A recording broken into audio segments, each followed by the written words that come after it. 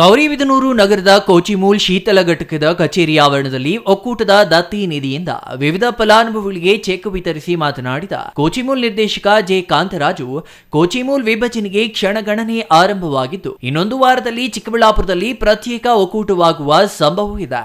ಇದರಿಂದ ಚಿಕ್ಕಬಳ್ಳಾಪುರ ಜಿಲ್ಲೆಯ ರೈತರಿಗೆ ಮತ್ತು ಹಾಲು ಉತ್ಪಾದಕರ ಸಹಕಾರ ಸಂಘಗಳಿಗೆ ಹೆಚ್ಚು ಅನುಕೂಲವಾಗಲಿದೆ ಎಂದರು.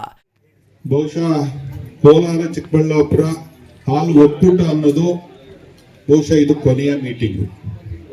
ಕೇವಲ ಕೆಲವೇ ದಿನಗಳಲ್ಲಿ 4-5 ದಿವಸದಲ್ಲಿ ನಮ್ಮ ಒಕ್ಕೂಟ ಬೇರ್ಪಡೆ ಆಗ್ತದೆ. ಕೋರ್ಟ್ ಮುಖಾಂತರ ನಮಗೆ ಒಬ್ಬರನ್ನ ಆಡಳಿತಾಧಿಕಾರಿಗಳನ್ನ ಹಾಕ್ತಾರೆ, ಹಾಗೂ ನಮಗೆ ಆದ ಒಬ್ಬ MD ಸಹ ಕೊಡ್ತಕ್ಕಂಥ ಕೆಲಸ ಇನ್ನು ಕೇವಲ ಒಂದು ವಾರದಲ್ಲಿ ಆಗ್ತದೆ.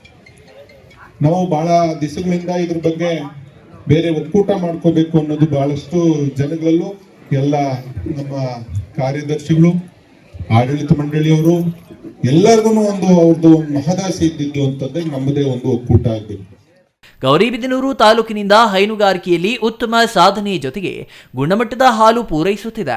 ಪ್ರತಿನಿತ್ಯ 1.03 ಲಕ್ಷ ಲೀಟರ್ ಹಾಲು ಸಂಗ್ರಹವಾಗುತ್ತಿದ್ದು ಜಿಲ್ಲೆಯಲ್ಲಿ ಗುಣಮಟ್ಟ ಹಾಗೂ ಹಾಲು ಸಂಗ್ರಹದಲ್ಲಿ ಉತ್ತಮ ಸ್ಥಾನದಲ್ಲಿದ್ದೇವೆ. 25.45 ಲಕ್ಷ ಪರಿಹಾರ. ಕೋಚಿಮೂಲ್ ಒಕ್ಕೂಟದಿಂದ ರೈತರ ರಾಸುಗಳು ಆಕಸ್ಮಿಕವಾಗಿ ಮೃತಪಟ್ಟು ವಿಮಾ ಸೌಲಭ್ಯ ಮಾಡಿಸದೇ ಇರುವ 41 ರಾಸುಗಳಿಗೆ ತಲಾ 25,000 ಒಕ್ಕೂಟದಿಂದ ಪರಿಹಾರ. ವಿಮಾ ಸೌಲಭ್ಯ ಮಾಡಿರುವ ರಾಸುಗಳಿಗೆ ತಲಾ 50,000 ಪರಿಹಾರ ನೀಡಲಾಗುತ್ತಿದೆ ಎಂದರು. ಜೊತೆಗೆ ಹುಲ್ಲಿನ ಬಣವೆ ಆಕಸ್ಮಿಕವಾಗಿ ಬೆಂಕಿ ಬಿದ್ದು ನಷ್ಟವಾಗಿರುವ 8 ಮಂದಿ ರೈತರ ಬಣವೆಗೆ ತಲಾ 20,000ದಂತೆ ಒಟ್ಟು 1.60 ಲಕ್ಷ ಪರಿಹಾರ.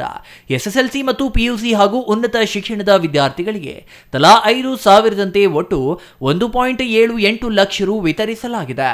ಕೋಚಿಮೂಲ್ ಒಕ್ಕೂಟದಿಂದ ಬೆಂಗಳೂರಿನಲ್ಲಿ ವಿದ್ಯಾರ್ಥಿಯರಿಗೆ ವಸತಿ ನಿಲಯ ನಡೆಸುತ್ತಿದ್ದು ಹಾಲು ಉತ್ಪಾದಕರ ಮಕ್ಕಳಿಗೆ ಈ ವಸತಿ ನಿಲಯ ಸೌಲಭ್ಯವನ್ನ ಒದಗಿಸಲಾಗಿದೆ. ಅರ್ಹರು ಈ ಸೌಲಭ್ಯವನ್ನ ಪಡೆಯಬಹುದಾಗಿದೆ ಎಂದರು. ಕೋಚಿಮೂಲ್ ಗೌರಿಬಿದನೂರು ಘಟಕದ ಉಪವ್ಯವಸ್ಥಾಪಕ ಡಾಕ್ಟರ್ ನರೇಂದ್ರ ಮಾತನಾಡಿ, ಹಾಲು ಒಕ್ಕೂಟ ರೈತರಿಂದ ರೈತರಿಗಾಗಿ ಶ್ರಮಿಸುತ್ತಿದೆ.